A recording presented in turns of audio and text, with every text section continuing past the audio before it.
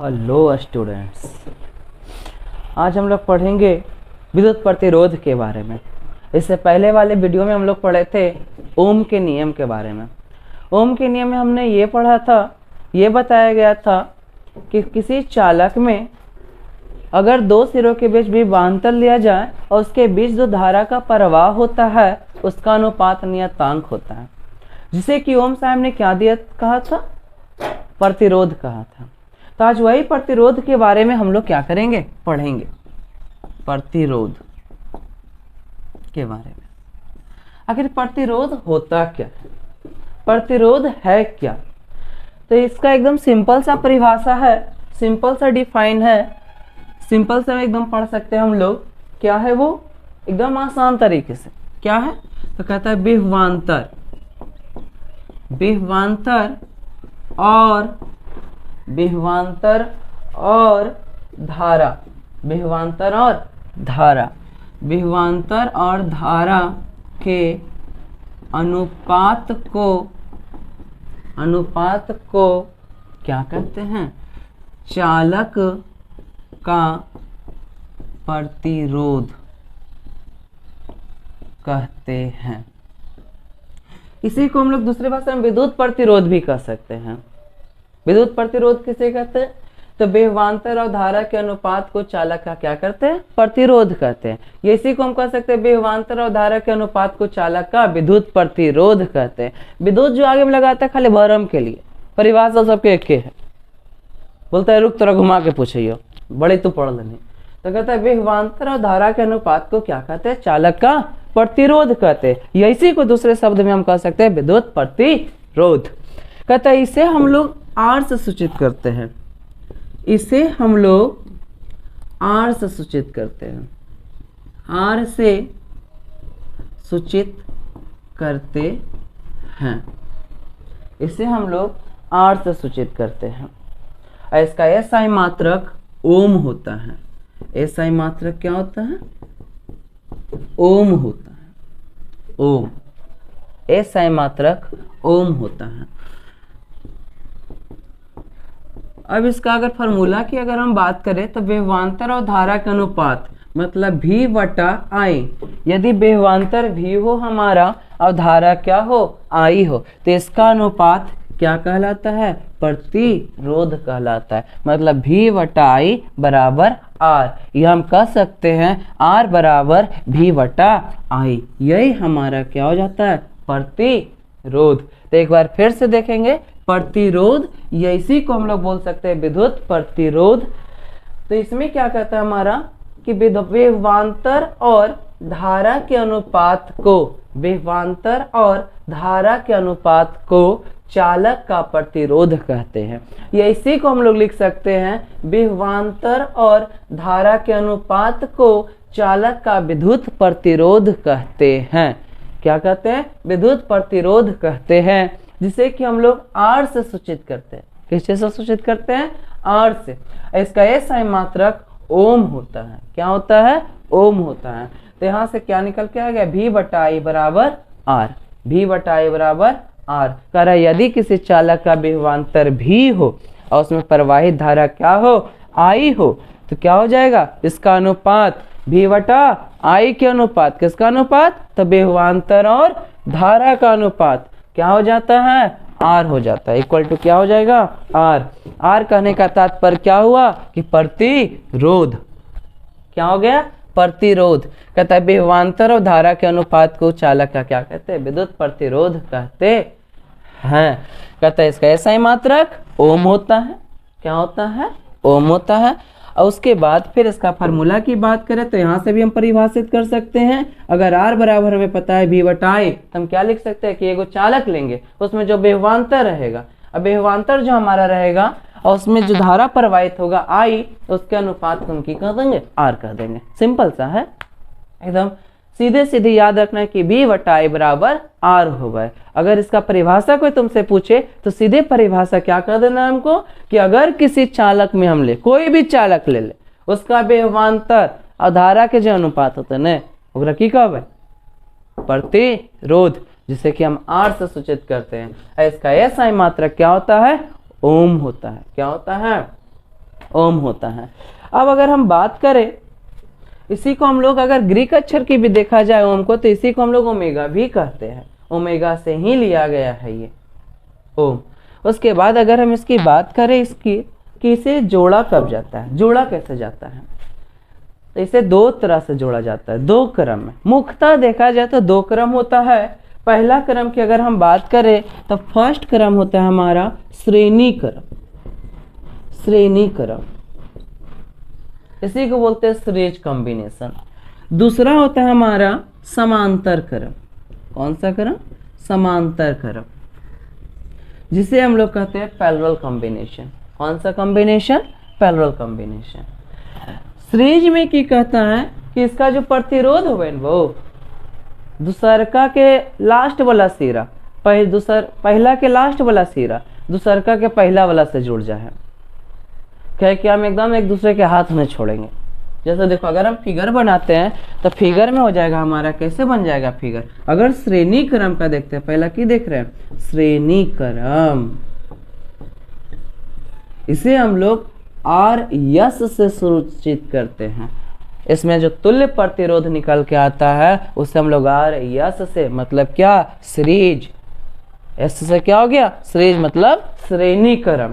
तो इसमें कहता है कि अगर हमारा कोई एक प्रतिरोध ऐसे है तो पहला प्रतिरोध का जो होगा अंतिम सिरा, दूसरा सिरा दूसरे प्रतिरोध के पहला सिरा से जुड़ जाता है। इस तरह से जुड़ते की हो जाए चल जाता है, फिर इधर आके की हो जाता है? बैटरी से जुड़ जाता है।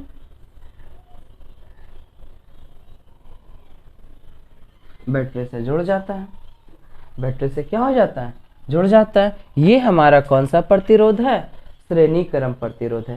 श्रेणी क्रम प्रतिरोध क्या बोला हुआ कि इसमें जो हमारा होता है ये R1 अगर है हमारा, इसे R2 मान लेते हैं, इसे की मान लिए R3, तो R1 कहता है हमारा कि इसका जो दूसरका सिरा होगा R2 के पहलवका सिरा के साथ जुड़ा हुआ रहेगा।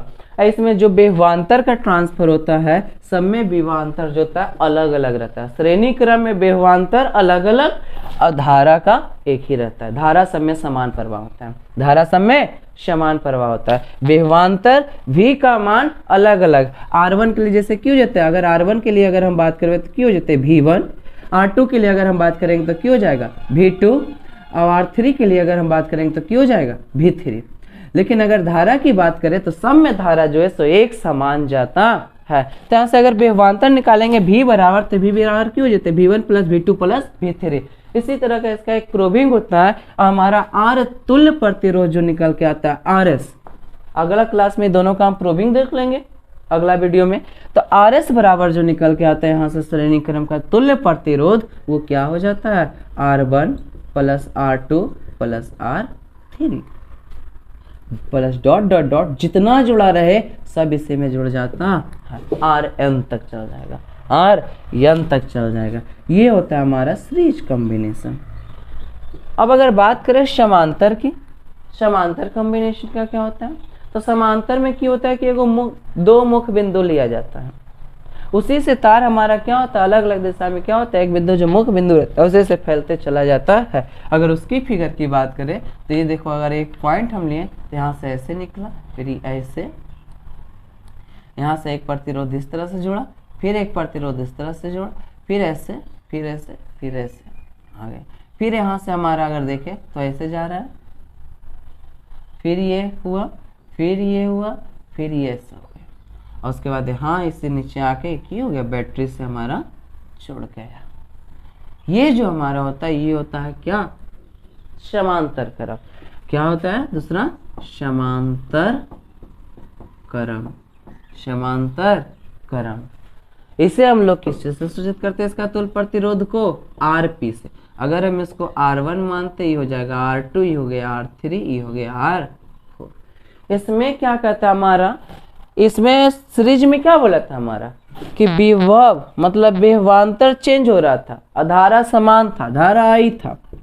लेकिन इसमें हमारा समांतर क्रम में क्या कहता है कि धारा अलग अलग हो जाता है, धारा सब में अलग अलग प्रवाह होता है, लेकिन विभव जो होता है इसमें वो क्या होता है? सब में एक समान जाता है, विभवांतर एक समान जाता है और धारा का प्रवाह समांतर क्रम में क्या होता है, अलग अलग होता है, अलग अलग होता है। तो इसमें अगर हम बात करें तुल्य प्रतिरोध की तो Rp बराबर हमारा निकल के आता है, इसमें इसका व्युत्क्रम हो जाता है। जैसे अगर सिंपल ऐसे जोड़ दिया गया तो इसका उल्टा, मतलब 1/Rp बराबर हो जाता है 1/R1 plus 1/R2 plus R3 plus 1/R4 plus dot dot dot 1/Rn तक, जितना दूर तक जा सकता है ये 1/Rn तक। यही कहता है हमारा 1/Rp बराबर क्यों हो गया, Rp क्या है, समांतर क्रम का तुल्य प्रतिरोध।